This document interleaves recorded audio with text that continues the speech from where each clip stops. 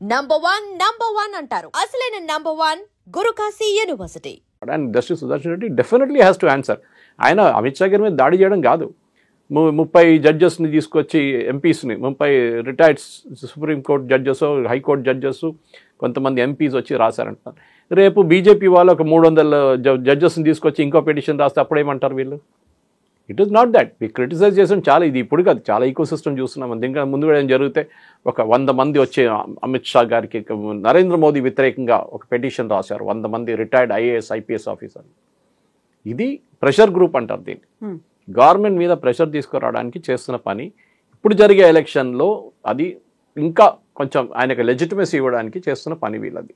ఎవరైనా fence sitters ఉంటే join చేయకుండా పక్కన కూర్చున్న వాళ్ళు ఎవరైనా ఉంటే, ఇప్పుడు జగన్ సపోర్ట్ చేయట్లేదు, మమతా బెనర్జీ చేస్తుందా లేదో తెలియదు, ఎందుకంటే మీకు తమిళనాడు నుంచి స్టాలిన్ చేస్తాడో తెలియదు.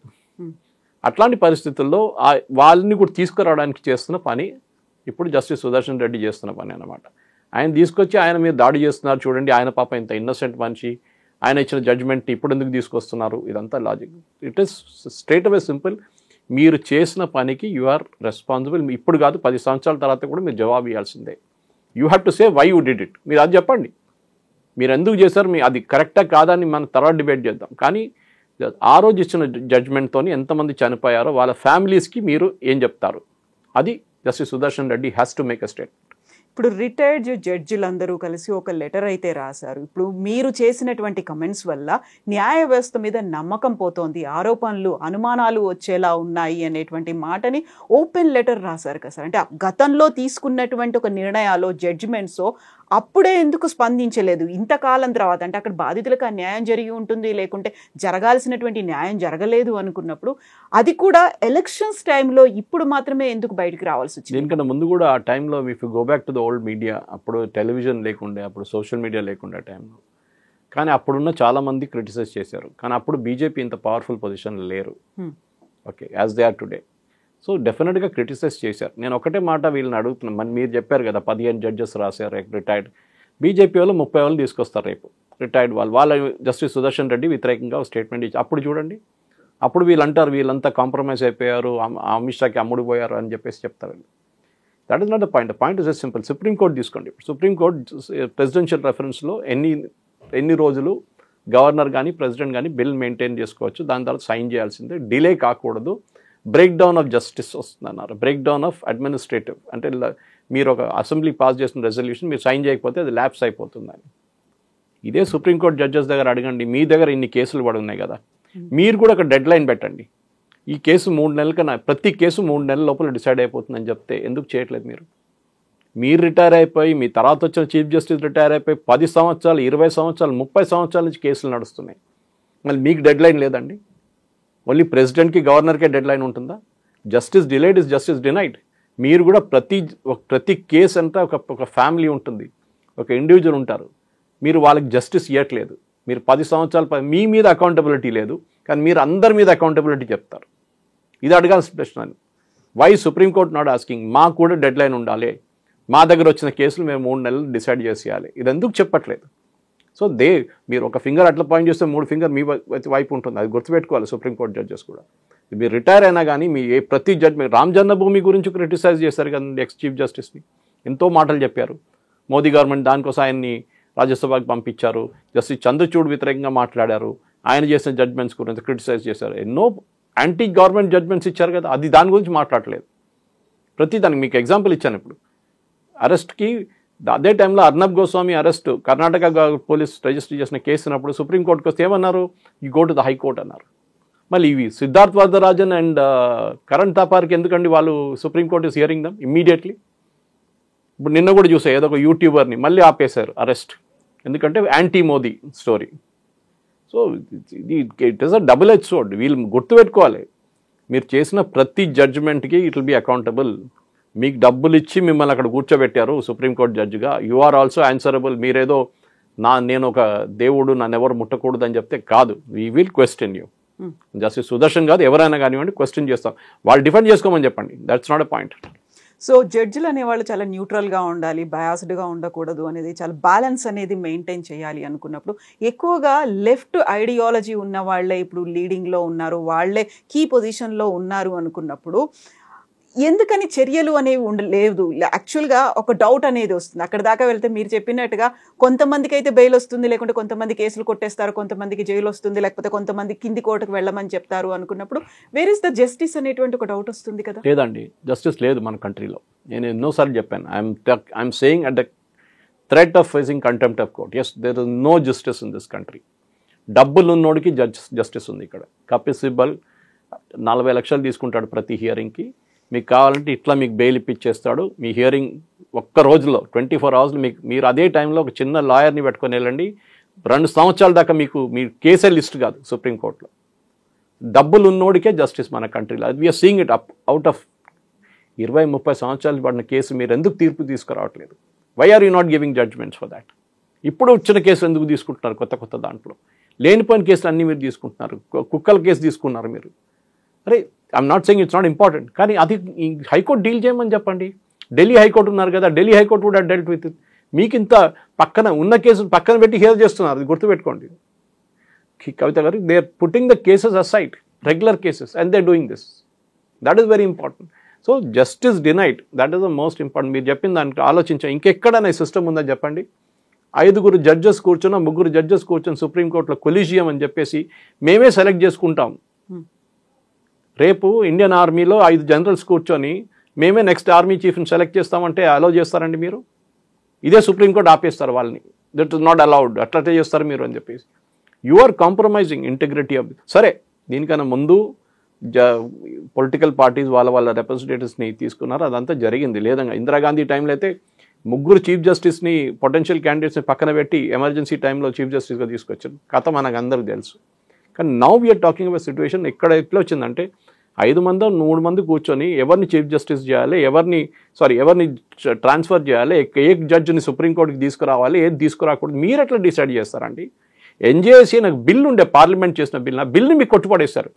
కాన్స్టిట్యూషన్లో ఎక్కడ చెప్పట్లేదు that the judges of supreme court can form a collegium. ఎక్కడ లేదు ఆ rule. It's an illegal thing. దాన్ని ఎప్పుడో డిస్బ్యాన్ చేయాలి. కానీ గవర్నమెంట్ ఏంటంటే ఎందుకు లేనిపోని గొడవ అని చెప్పేసి ఇచ్చేసారు. ఎందుకంటే ఏం చేసినా కానీ గవర్నమెంట్ వీళ్ళేమంటారు, లేలే మీ ఫేవరెట్స్ని పెట్టుకున్నారు. యూఎస్లో ఇంత మాట్లాడతారు కదా మనం, ఫ్రీడమ్ ఆఫ్ ఎక్స్ప్రెషన్, అది ఇది, యూఎస్ ఇస్ అ మోడల్ అని చెప్పేసి. యూఎస్లో ప్రతి ప్రెసిడెంట్ అపాయింట్ చేసిన పొలిటికల్ అపాయింట్ ఉంటుంది. ప్రెసిడెంట్ అపాయింట్ చేస్తారు. ఒబామా అపాయింట్ చేసిన జడ్జిలు ఇంకా ఉన్నారు సుప్రీంకోర్టులో, యూఎస్ సుప్రీంకోర్టులో. క్లింటన్ అపాయింట్ చేసుకున్న జడ్జెస్ ఉన్నారు, బుష్ అపాయింట్ చేసిన జడ్జెస్ ఉన్నారు, ఈవెన్ బైడెన్ అపాయింట్ చేసిన జడ్జెస్ ఉన్నారు, ఇంకా ఈవెన్ ట్రంప్ అపాయింట్ చేసిన జడ్జెస్ కూడా ఉన్నారు లాస్ట్ టర్మ్లో అపాయింట్ చేసిన. సో అక్కడ పొలిటికల్ సిస్టమ్ నడుస్తుంది. Judges are appointed by the government యూఎస్లో. ఇక్కడ మన దగ్గర చేస్తే అయ్యో గవర్నమెంట్ అపాయింట్ చేస్తున్నారు, మోదీ గారిని చంచాలను పెట్టుకున్నారు జడ్జెస్గా అని చెప్తారు. అప్పుడు అంటే మీరు ఇందిరాగాంధీ టైంలో మీరు అది మాట్లాడలేదే కాంగ్రెస్ వాళ్ళు. డెఫినెట్లీ కొలీజియం సిస్టమ్ ఇది illegal. Correct, checks and balances ఉండాల్సిందే. గవర్నమెంట్ ఒక్కరే కాదు, మన సిబిఐ డైరెక్టర్ సెలెక్షన్ చేస్తున్నట్ల మీరు chief justice, leader of opposition and prime minister కూర్చొని జడ్జెస్ సెలెక్షన్ డిసైడ్ చేసుకోవచ్చు. కానీ మీరు 5 మంది కూర్చొని డిసైడ్ చేయలేరు. It is a illegal thing total. యాక్చువల్గా ఆపరేషన్ కగార్కి సంబంధించి ఇప్పుడు పెద్ద ఎత్తున జరుగుతోంది. ఆపరేషన్ కగార్ అనేది కూడా నక్సల్స్ని బలవంతంగా అణచివేయాలని చూస్తున్నారు. ఇప్పుడు మనం ఏదైతే సల్వాజూడం గురించి మాట్లాడుకున్నామో ఆపరేషన్ కగార్ కూడా అలాంటిదే. ఒకవేళ మీరు ఏదైనా బలవంతంగా అణచాలని చూస్తే అది ఇంకో చోటికి వెళ్తుంది, ఇంకో చోట ఇంకో రూపంలో వ్యాప్తి చెందుతుంది అని అమిత్ షా అయితే చాలా క్లియర్గా March 26 కల్లా చివరి మావోయిస్ట్ని కూడా మేము అంతం చేస్తాము, డెత్ బెడ్ మీద వాళ్ళు ఉన్నారు, ఆఖరి శ్వాస పీల్చుకుంటున్నారని చెప్పినప్పటికీ అక్కడ కూడా హ్యూమన్ రైట్స్ ఇష్యూస్ అనేవి వస్తున్నాయి కదా. హ్యూమన్ రైట్స్ ఇష్యూస్ ఎప్పుడు చూడండి వన్ వే స్ట్రీట్ లాగా ఉంటుంది. నక్సలైట్స్ ఎవరన్నా ఆర్డినరీ ఒక సర్పంచ్నో ఆ విలేజ్లో నాకు పోలీస్ ఇన్ఫార్మర్ అని చంపినప్పుడు ఈ హ్యూమన్ రైట్స్ వాళ్ళు ఎవరు కనిపించారు మీకు. అప్పుడు నక్సలైట్ని చంపినప్పుడు హ్యూమన్ రైట్స్ వాళ్ళు అందరు లేసేస్తారు. ఆ టైంలో టెర్రరిస్ట్ని చంపినప్పుడు వచ్చేస్తారు హ్యూమన్ రైట్స్ ఏమైందని చెప్పి. అందరికి హ్యూమన్ రైట్స్ ఉందండి. ఇవాళే నేను చూసాను పొద్దున సుప్రీంకోర్టు నిన్న ఒక హియరింగ్లో షాకింగ్, ఒక ఆయనకి డెత్ సెంటెన్స్ ఇచ్చారు. ఒక కిల్లర్కి 4 వయసు అమ్మాయిని రేప్ చేసి చంపిన ఒక ఆయనకి డెత్ సెంటెన్స్ ఇచ్చారు. అది లోవర్ కోర్ట్ నుంచి మొదలైంది 20 సంవత్సరాల ముందు ఎక్కడో. లాస్ట్లో సుప్రీంకోర్టు దాకా వచ్చి ఐ థింక్ 2017లో సుప్రీంకోర్టు కన్ఫర్మ్ చేశారు ఎస్ డెత్ సెంటెన్స్ అని. ప్రెసిడెంట్ దగ్గర వెళ్ళింది, ప్రెసిడెంట్ రిజెక్టెడ్ ద అపీల్. అప్పుడే ఉరి తీసేయాలి ఉండే ఆయన, ఈ should have been hung then. ఇప్పుడు సుప్రీంకోర్టుకి వచ్చి సుప్రీంకోర్టు ఏమంటున్నారు, కాదు అది మొత్తం ప్రాసెస్ ఫాలో చేసామా లేదా అని మనం చూడాలని. మీరు మాట్లాడుతున్న ఇదే హ్యూమన్ రైట్స్. మొత్తం ఒక పాత జడ్జ్మెంట్ ఉంది, మనోజ్ కేసు ఒకటి ఉంది. ఆ జడ్జ్మెంట్లో ఉన్న పారామీటర్స్ ఫాలో చేశారు ఆ డెత్ సెంటెన్స్ కోసం. ఈ 4 వయసుల అమ్మాయిని రేప్ చేసి చంపిన ఆ అమ్మాయికి హ్యూమన్ రైట్స్ లేదండి. ఈ కిల్లర్స్కి హ్యూమన్ రైట్స్ ఉందా? అదే అడుగుతాను ఈ సుప్రీంకోర్టు దగ్గర. మీకు ఇంకా పనేం లేదా సుప్రీంకోర్టు జడ్జెస్కి? ఒక ఆయన ప్రూవన్ కేస్ సుప్రీంకోర్టే రిజెక్ట్ చేశారు, రివ్యూ రిజెక్ట్ చేశారు. దాని తర్వాత ప్రెసిడెంట్ దగ్గర ప్రెసిడెంట్ రిజెక్ట్ చేశారు. దాని తర్వాత మళ్ళీ మీరు తీసుకొస్తున్నారు యసీన్ మలిక్ ఇట్లాంటి వాళ్ళని అందరినీ మీరు చూస్తున్నారు. వాళ్ళ కోసం ఏ హ్యూమన్ రైట్స్ ఉండదు, అన్నీ వాళ్ళకి ఇచ్చేస్తారని. ఇది ప్రాబ్లం. కశ్మీరీ టెర్రరిస్ట్ కానీ ఎవరైనా కానీ రాత్రిపూట 1 గంటకు డోర్ ఓపెన్ చేసి ఇయర్ చేసిన సుప్రీంకోర్టు ఇది. మళ్ళీ మీరు ఆర్డినరీ సిటిజన్స్కి ఎందుకు చేయట్లేదండి? అది వాళ్ళకి హ్యూమన్ రైట్స్ లేదండి. మన దగ్గర ఎంతోమంది నక్సలైట్స్ చంపిన ఫ్యామిలీస్ ఉన్నారు మన దగ్గర. వాళ్ళకి హ్యూమన్ రైట్స్ ఎవరు అడగట్లేదే. పోలీసు వాళ్ళని చంపారు, ఉమేష్ చంద్ర కానివ్వండి, కేఎస్ వ్యాస్ గారు అని. వాళ్ళకి హ్యూమన్ రైట్స్ లేదండి. It's 2-way street, 1-way street కాదు ఇది. సో డెఫినెట్గా ఇప్పుడు ఇక్కడ నడుస్తున్న పెద్ద పెద్ద మేధావులు కానివ్వండి, ప్రొఫెసర్ హర్గోపాల్ కానివ్వండి, మిగతా వాళ్ళు కానివ్వండి, ప్రొఫెసర్ కోదండరామ్ ఇట్లాంటి వాళ్ళందరూ మాట్లాడతారు. వరవరరావు గారు ఉన్నారు దీనికన్నా ముందు. వీళ్ళందరూ మాట్లాడి human rights, only human right next rights గురించి మాట్లాడతారు. హ్యూమన్ బీయింగ్స్ కూడా ఉంది. మిగతా చోట్ల ఎవరిని చంపారో వాళ్ళకు కూడా హ్యూమన్ రైట్స్ ఉంది. అది గుర్తుపెట్టుకోవాలి వీళ్ళు. అది ఆపరేషన్ కగార్ కానీ ఎక్కడైనా కానివ్వండి. నేను దీనికన్నా ముందు మీకు ఎక్స్ప్లెయిన్ చేశాను. నెక్స్ట్ రైట్ చేతిలో పోలీసు వాళ్ళని చంపేస్తారు, పోలీసు వాళ్ళ చేతిలో నెక్స్ట్ రైట్ అయితే వాళ్ళు కూడా చంపేస్తారు. కథ 2-way స్ట్రీట్. అది జస్టిస్ లేదు 2 సైడ్లలో. కరెక్టే, ఐ యాక్సెప్ట్ ఇట్. కానీ that is the law of the jungle అంటాం మన ఇంగ్లీష్లో. ఆటవిక న్యాయం. ఏం చేయలేం. మీకు చేతిలో దొరికితే వాళ్ళు ల్యాండ్ మైన్ బ్లాస్ట్ చేసి ఎంతమంది చంపారు మనం చూసాం. దీనికన్నా ఒక 74 మంది సిఆర్పిఎఫ్ని చంపారు ఒకసారి ఛత్తీస్గఢ్లో. అప్పుడు పండగ చేసుకున్నారు జేఎన్యూలో, జవహర్లాల్ యూనివర్సిటీలో సెలబ్రేషన్ చేశారు. ఆలోచించండి, మన సోల్జర్స్ని, మన సిఆర్పిఎఫ్ వాళ్ళని నెక్స్ట్ రైట్ చంపితే పండగ చేసుకున్నారు జేఎన్యూలో. అప్పుడు ఎక్కడ పోయిందండి హ్యూమన్ రైట్స్? ఆ 74 ఫ్యామిలీలు, వాళ్ళ వైఫ్స్ కానీ వాళ్ళ పిల్లలకి ఎవరు హ్యూమన్ రైట్స్ చెప్పారండి? అప్పుడెవరు హ్యూమన్ రైట్స్ గురించి అడగట్లేదు. అప్పుడెవరు పోస్ట్మార్టం గురించి అడగట్లేదు. ఎవరు వీడియో ఫిల్మ్ చేయాలని అడగట్లేదు. కానీ ఇటువైపు వస్తే మొత్తం హ్యూమన్ రైట్స్ వచ్చేస్తారు. దానికి రెడీగా కోర్టు కూర్చుంటారు, హియరింగ్ రాత్రికి రాత్రి హియరింగ్ పెడతారు. ఒక నార్మల్ పర్సన్కి ఈ కంట్రీలో జ్యుడిషియల్ సిస్టంలో అస్సలు ప్లేస్ లేదు. మీరు సుప్రీంకోర్టుకి వెళ్ళండి ఒకసారి, మీకు తెలిసిపోతుంది. అప్పుడు లక్షలు ఖర్చు పెట్టాల్సి వస్తుంది. మీరు అడ్వకేట్ అని రికార్డ్ తీసుకోవడం మీరు లక్షలు ఇవ్వాల్సి వస్తుంది. దాని తర్వాత మీ జ్యుడిషియల్ ఆఫీసర్ ఒక్క స్ట్రోక్లో సుప్రీంకోర్టు హియరింగ్ పోస్ట్పోన్, ఖతం, నెక్స్ట్ హియరింగ్ సంవత్సరం తర్వాత అయిపోయింది. మీరు ఇంత డబ్బులు పెట్టి ఖర్చు పెట్టి ఢిల్లీ దాకా వెళ్ళి హోటల్లో ఉండి అడ్వకేట్కి డబ్బులు ఇచ్చిన తర్వాత మీ హియరింగ్ కూడా మీరు పట్టించుకోవాలి. వాళ్ళు ఒక 5 సెకండ్స్లో డిస్పోజ్ చేసిస్తారు మిమ్మల్ని. ఎందుకంటే you are not Kapil Sibal, you are not Abhishek Manu Singhvi, మీరు వృందా గోవర్ కాదు. వాళ్ళు వస్తే వింటారు సుప్రీంకోర్టు. వాళ్ళకి హ్యూమన్ రైట్స్ ఉంది, వాళ్ళకున్న క్లయింట్స్ని ఇమ్మీడియట్గా రిలీఫ్ ఇస్తారు. నార్మల్ సిటిజన్కి అసలు ఎవ్వడు పట్టించుకోడు ఈ కంట్రీలో. That is the problem. NJAC ఏ రోజు రిజెక్ట్ చేశారో సుప్రీంకోర్టు, ఆ రోజు నుంచి ఒక డెస్పాటిక్ సిస్టమ్, 1-way ట్రాఫిక్ మొదలైంది సుప్రీంకోర్టులో. ఎవరు జడ్జెస్ కావాలంటే వాళ్ళే అపాయింట్ చేసుకుంటున్నారు, ఎవరు కావాలంటే వాళ్ళే జడ్జ్మెంట్లు ఇచ్చుకుంటున్నారు, అన్నీ చేస్తారు వీళ్ళు. 4 సంవత్సరాలు నా అమ్మాయిని రేప్ చేసిన మనిషికి హ్యూమన్ రైట్స్ గురించి మాట్లాడుతున్నారు ఇదే సుప్రీంకోర్టు.